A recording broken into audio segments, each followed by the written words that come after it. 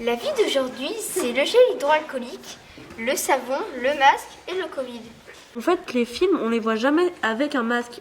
Au cinéma, il peut y avoir des masques, des films dans les hôpitaux, parce que des chirurgiens, c'est leur travail. Je trouve que c'est dommage, parce qu'on voit pas trop les visages, mais là on s'est habitué, mais je pense que ça va faire pas très bien avec le film. Parce que les gens, ils peuvent pas trop savoir quelle humeur t'as. Si tu te mets en colère, les gens, ils peuvent croire que t'es joyeux.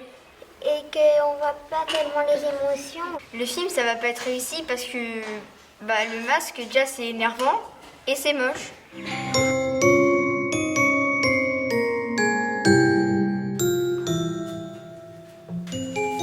Flash Info en direct pour vous, ici Liane sur Radio Les Trottins. Info de dernière minute. Je suis ici pour vous annoncer que la Covid n'est pas finie. Nous venons de recenser plus de 10 000 nouveaux cas en France aujourd'hui.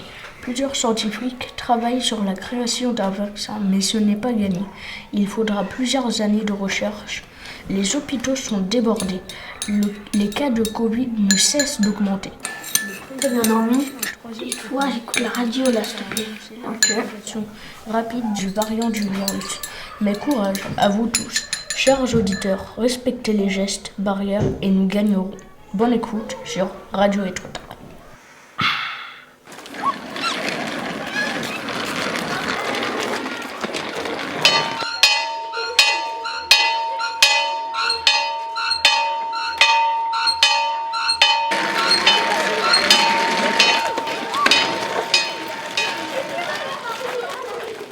À Fécamp, la falaise mesure 120 mètres.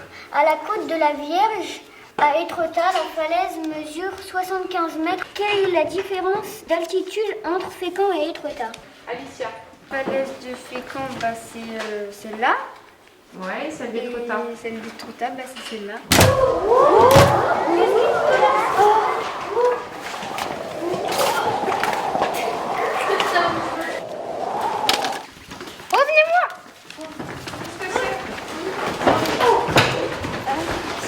Signer les petits enfants de Lupin. Il y a quelque chose dedans. Juste à côté. Il faut lire avec un miroir, c'est écrit à l'envers. Rendez-vous à la maison d'Arsène Lupin. Les petits enfants de Lupin, ils nous ont envoyé ce message. Mais pourquoi ils le font pas eux-mêmes? Ah, parce que peut-être ils sont retenus quelque part.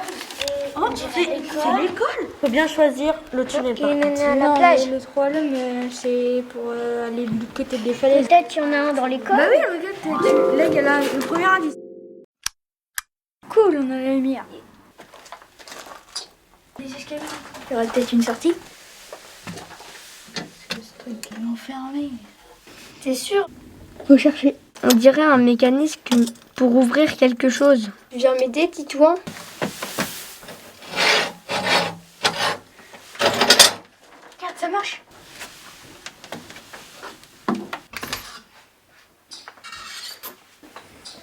Mesdames, messieurs, est-ce que nous sommes à la résidence d'Arsène Lupin? Mesdames, messieurs, Pouvons-nous voir le registre où Monsieur Lupin a laissé sa trace? ok, c'est bon, je vous accompagne. Déjà que maintenant, mon petit père.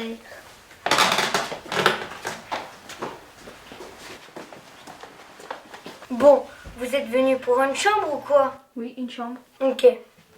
Alors ce sera la 2. Est-ce qu'on peut avoir le registre où Lupin a laissé sa trace?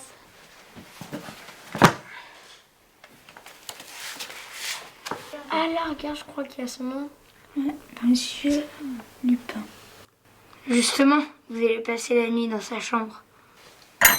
Camille, amenez nos autres dans la chambre Arsène Lupin, s'il vous plaît. Suivez-moi.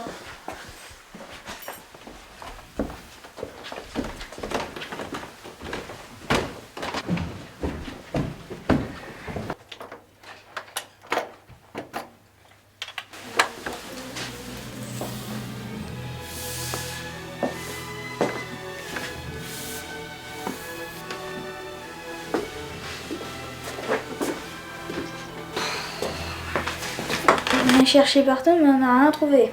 Je suis sûre qu'il y a un indice dans cette pièce. Mais regarde, on n'a pas fouillé le secrétaire. Vas-y, regarde dans le film. Ça se tourne, vas-y, tourne. Regarde, il y a un mot. Vous n'avez pas encore trouvé les bijoux. Cherchez à côté du tigre et c'est signé A.L. Attends, mais A.L. c'est Arsène Lupin. Et il y a des peignoirs, donc il y a forcément une douche. Ouais. Oh. Ah oui, on n'avait pas bien vu. On n'avait pas prévu de voir ça. Il faut fouiller encore une pièce. Je vois pas de tigre. Mais attends, c'est peut-être un des tableaux. Ça, c'est la Joconde. Ça, j'en suis sûre, je l'ai vu au Louvre. Et ça dit entre le tigre. Du coup, ça peut pas être ça. Et ça peut être ça. Du coup, le tigre, je suppose que c'est lui. Peut-être son surnom. Ben ouais, il arrive en dessous. Oh, regarde, ça bouge. Oh, les bijoux. Ça pourrait pas être un rébut. Enfin, si, ça peut du moins. Chapelle. La chapelle.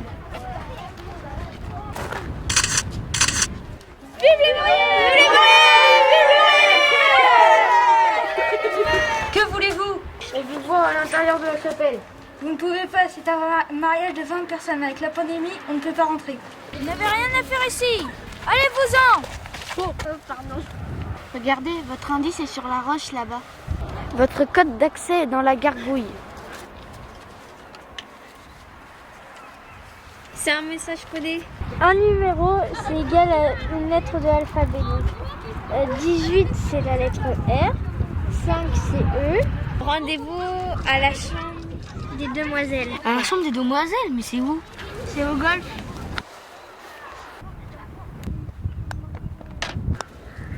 Messieurs, savez-vous où se situe la chambre des demoiselles? Je vous conseille de déguerpir. Le mystère est maudit. Viens, on s'en va.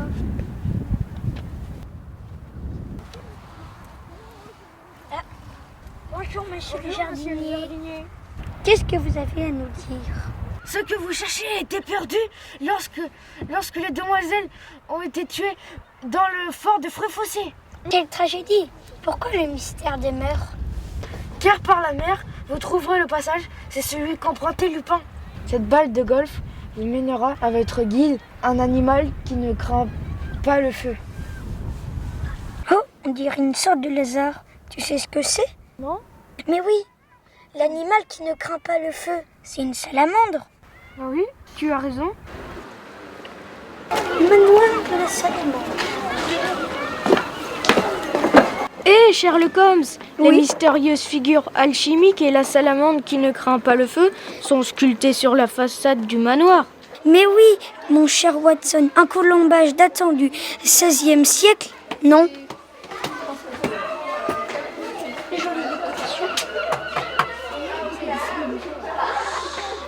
Que des termites.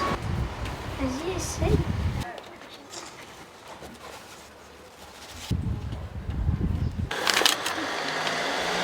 Mais c'est illisible. Comment on pourra faire? Tiens, regarde. Arsène Lupin. Chambre des demoiselles. Aval. Et regarde. Je crois, j'ai bien dit je crois, que c'est l'aiguille creuse là.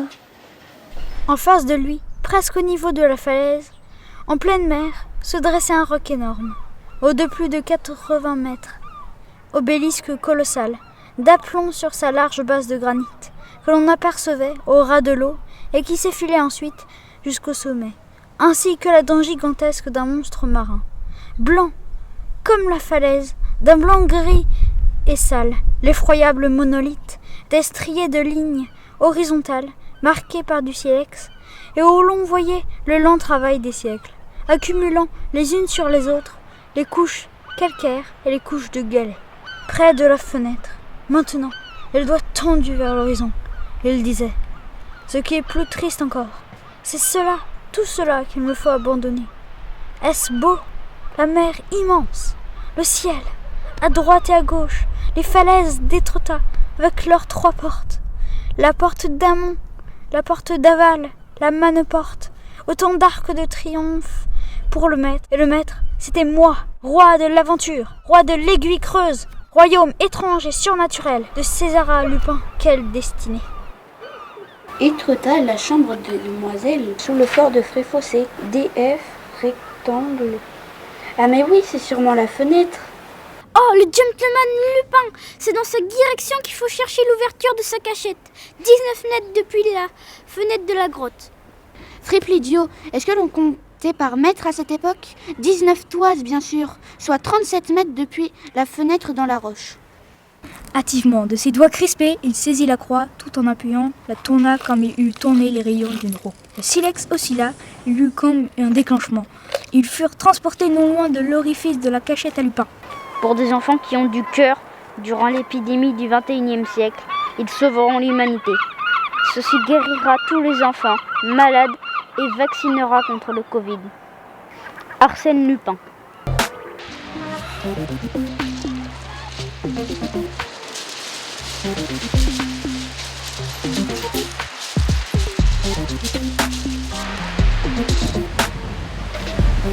Nous avons enfin accès à la cachette d'Arsène Lupin, c'est juste incroyable.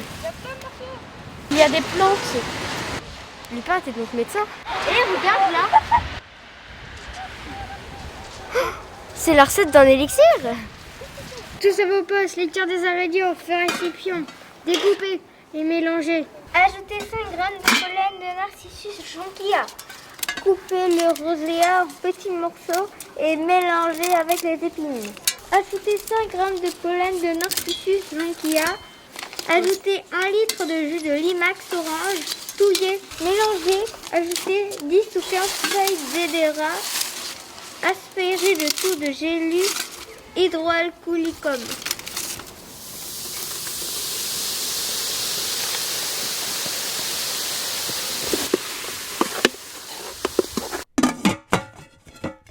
Bobidi, babidi, bou, que la Covid s'en aille, illico presto, guérison, guérissez.